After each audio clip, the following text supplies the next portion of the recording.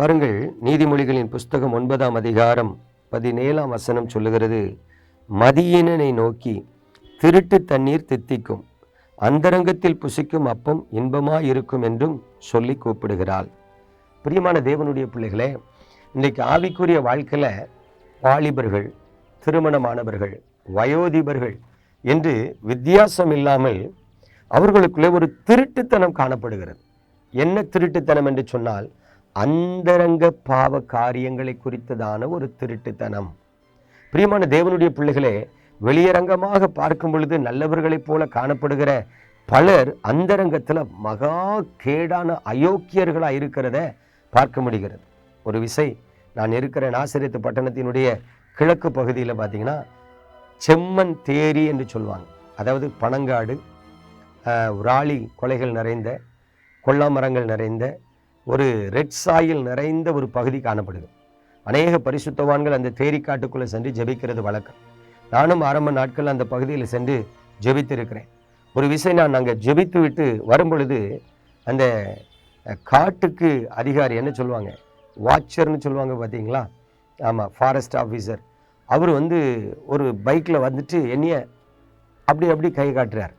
நான் என்ன அப்படின்னேன். அங்கே ஒரு கையை நீட்டி ஒரு பர்டிகுலர் இடத்தை காமிச்சார். அது ஒரு இடிந்த பாலடைந்த பங்களா. அப்போ அந்த பங்களாக்குள்ளே அவர் என்னை அப்படி வர சொல்கிறார். இவர் இப்படி பைக்கை விட்டுட்டு இறங்கி ஓடி வரார். அப்போ நான் சம்திங் அங்கே ஏதோ நடக்குது அப்படின்னு சொல்லி நானும் சைக்கிளை விட்டுட்டு இறங்கி அந்தால ஓடி போகிறேன், அவர் அந்தால ஓடி போகிறார். அங்கே அந்த பில்டிங்குள்ளே போய் பார்த்தா ஒரு கல்லூரி பேராசிரியர், ஓய்வு பெற்ற ஒரு கல்லூரி பேராசிரியர், கிட்டத்தட்ட வயசு 75 வயசு இருக்கும் பாருங்க, வெறும் ஜட்டி மட்டும் போட்டுட்டு அசிங்கமாக நின்றுட்டுருக்கார். அங்கே ஒரு 30 வயது ஒரு பெண் ஒருத்தி, 2 பேரும் பாவம் செய்து கொண்டு இருக்கிறத கையும் களவுமாக பார்த்து பிடிச்சோம். அப்படியே காலில் விழுந்து மன்னிச்சிருங்க தம்பின்னு அழுகிறார். அப்போ நான் சொல்லுவேன், ஐயா என்கிட்ட மன்னிப்பு கேட்காதீங்க, கர்த்தர் இடத்துல மன்னிப்பு கேளுங்க அப்படின்னு. யோசித்து பாருங்கள், நல்ல ஒரு அன்பான மனைவி, அழகான பிள்ளைகளுக்கெல்லாம் திருமணமாகி பேர பிள்ளைகள் இருக்கிறாங்க. ஆனால் பாருங்கள், அசிங்கமாக அவலட்சணமாக காட்டுக்குள்ளே தவறான பாவத்தை. இதற்கு காரணம் என்ன நினைக்கிறீங்க? மதியீனம், புத்தியீனம். பிரியமான தேவனுடைய பிள்ளைகளே, ஒருவேளை நீதிமொழிகளின் புஸ்தகம் நமக்கு தெளிவாய் சொல்லுகிறது, மதியற்ற ஸ்திரீ வாயாடியா இருக்கிறா, அவ புத்தியீனனை நோக்கி கூப்பிடுறா. அந்த ரங்கத்தில் புசிக்கிற தண்ணீர் தித்திப்பா இருக்கும். எப்படி? அந்த ரங்கத்தில் புசிக்கிற தண்ணி தித்திப்புமா இருக்குமா? திருட்டு தண்ணி தித்திப்பா இருக்குமா? ஓடியான்னு கூப்பிடலாம். ஆனால் வேதம் என்ன சொல்லுகிறது தெரியுமா? அவளிடத்தில் சேருகிறவர்கள் ஒருத்தரும் ஜீவ மார்க்கத்துக்கு வந்தடைகிறது இல்லை.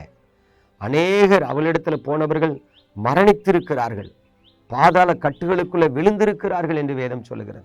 இன்றைக்கு இந்த உலகத்தில் பெரும்பாலான ஜனங்கள் இந்த மதிகட்ட பாவத்தில் விழுந்து கிடக்கிறத பார்க்கிறேன். இந்த செய்தியை கேட்டுக்கொண்டிருக்கிற தேவ பிள்ளைகளே, நீ கர்த்தரை அதிகமாய் நேசிக்கிற ஒரு மனிதனாக இருக்கலாம். ஆனால் உனக்குள்ள இந்த திருட்டு தண்ணி மேலே ஆசை இருக்கிறதோ? கொஞ்சம் கவனிச்சு பாருங்க. அந்தரங்கத்தில் புசிக்கிற திருட்டு தண்ணி மேலே உனக்கு ஆசை இருக்கும் என்று சொன்னால் நீ ஒரு மதிகட்டவன், நீ உன் ஆத்துமாவை கெடுத்து போடுகிறாய் என்று கர்த்தருடைய வசனம் சொல்லுகிறது. ஒருவேளை நிறைய பேர் தாங்கள் செய்கிற ரகசிய பாவங்களில் கையும் களவுமா பிடிபடுகிறது இல்லை. ஏதோ விரல் விட்டு எண்ணக்கூடிய 1-2 பேர் தான் பிடிக்கப்படுறாங்க. அதனால அவங்க நொந்து கொள்றாங்க தங்க வாழ்க்கையை. பிடிபடாத அத்தனை பேரும் திமிர் கொண்டு துணிகரமாக இந்த பாவத்தில் வாழ்ந்து கொண்டு இருக்கிறாங்க. இயேசு கிறிஸ்துவின் நாமத்தில் அன்போடு கூட நான் உங்களுக்கு சொல்லுகிறேன், நீங்கள் திருட்டு தண்ணீர் தித்திக்கும் என்று சொல்லுவீர்கள் என்று சொன்னால் உங்கள் ஆத்துமாவை நீங்கள் கெடுத்து போடுகிறீர்கள். ஒருவரும் நீங்கள் ஜீவ மார்க்கத்துக்கு வந்தடைய முடியாது என்று இயேசுவின் நாமத்தில் எச்சரிக்கிறேன். ஆகவே தயவு செய்து தேவ சமூகத்தில் உங்களை தாழ்த்துங்க. தயவு செய்து அழுது உபவாசம் பண்ணி உங்கள் ஆத்துமா பிழைக்கும்படி மன்றாடுங்க.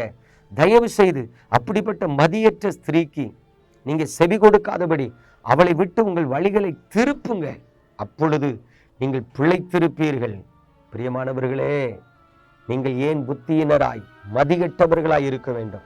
இதோ கர்த்தர் உங்களை நேசிக்கிறாரே. ஆகவே உங்களுக்கு தம்முடைய வழியை அவர் தெரிவிக்கிறார். இயேசு கிறிஸ்துவின் நாமத்தில் அன்போடு சொல்லுகிறேன், மதிகட்டவர்களாய் உங்கள் ஆத்துமாவை இழந்து போகாதீர்கள். அப்பொழுது கிருபை உங்களை தாங்கி நடத்தும். நம்ம ஜெபிப்போமா? எங்கள் அன்பின் பரலோக தகப்பனே, பரிசுத்தமான இந்த நல்ல காலை வேளையில் கர்த்தர் தந்த ஜீவனுள்ள வார்த்தைக்காய் ஸ்தோத்திரம்.